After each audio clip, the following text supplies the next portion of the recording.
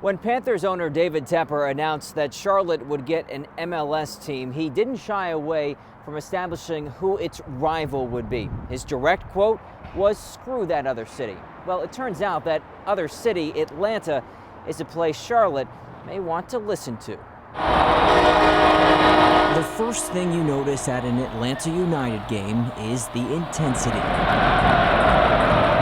For 90-plus minutes, almost no one sits down as fans are led in song by a fervent group of supporters. There's no need for cheerleaders or music blasted over the intercom. You can't go to a football game here and get that kind of experience unless you go up north to Green Bay. Just like during the game, the passion leading up to it is just as strong.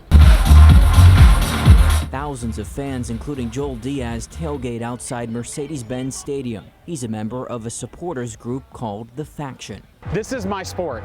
I've been waiting for this all my life. But the writing on the wall wasn't always visible. There was some skeptics who said that perhaps soccer wouldn't work in the South. Darren Eales is United's president. Doubters and even those close to the team were surprised with what happened. I still sort of pinch myself when I come to every game. Eales says they expected a max of 29,000 fans when the team started in 2017. Instead, he says games average more than 53,000.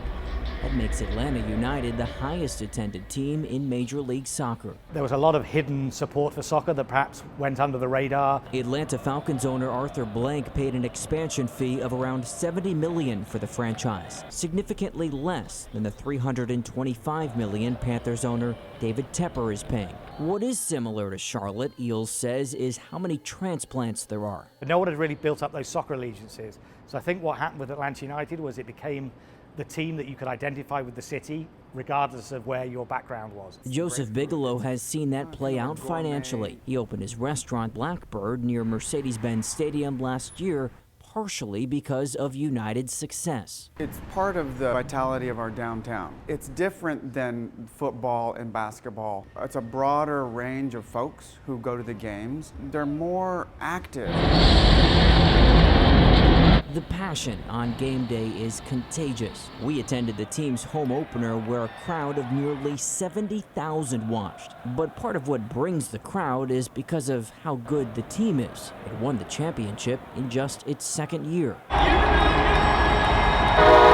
The question for Charlotte is whether it can replicate that success on and above the field.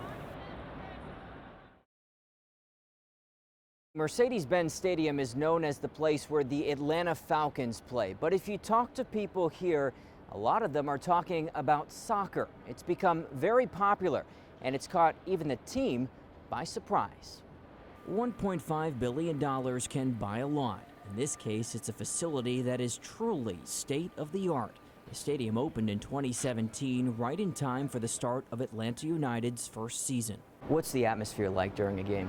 It's really intense. Darren Eales is the club's president. He says the stadium was built for football and American soccer. For games where the crowd doesn't fill the stadium, the team puts down curtains to make it feel more intimate. United also has dedicated locker rooms and a separate entrance. What's different about MLS is while football players just go from the locker room onto the field, players here in Atlanta, the soccer players, come through this separate entrance. They sign autographs, meet the fans, then they go onto the field.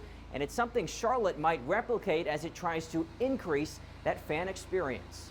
Fans will be crucial in Charlotte and aren't guaranteed. While Atlanta United has the highest attended games in the league with more than 52,000, according to Soccer Stadium Digest, it's an outlier. Orlando City, which plays in a soccer-focused stadium, started 5 years ago.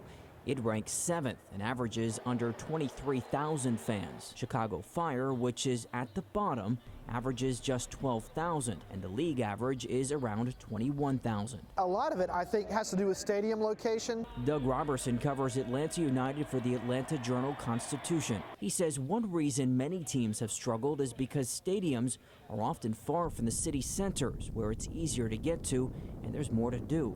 That's not the case in Charlotte, but Robertson says the Queen City's biggest challenge will be time. Ask for another year is what I would do if I were David Tepper. While Atlanta was given 3 years to build an MLS team, Charlotte only has one. It's a suicidal track. 1 year to hire an entire front office, put a roster together, get a training facility set up. That's a lot to ask. It's a monumental challenge. The good news, Darren Eales says, is that Charlotte's demographics are a lot like Atlanta. They also both have two billionaire owners who are committed to the sport. But what Eales says is crucial is building a fan base as soon as possible. You've got to get to know your supporters because every city's different, and that authenticity, that way of connecting with the fans is what makes you a success. Success also comes from winning, something Atlanta has done a lot of. Ultimately, in all sports, it's about that product on the pitch. With only a year to build that product, the best advice for Charlotte supporters may be a plea for patience. Every decision, to me, is likely going to have to be exactly right. Now, the Charlotte team says it has received around 20,000 deposits so far. It will start its season next year. Until then, though, it still has to hire a coach and get players. In Atlanta, Georgia, I'm Ruben Jones, Spectrum News.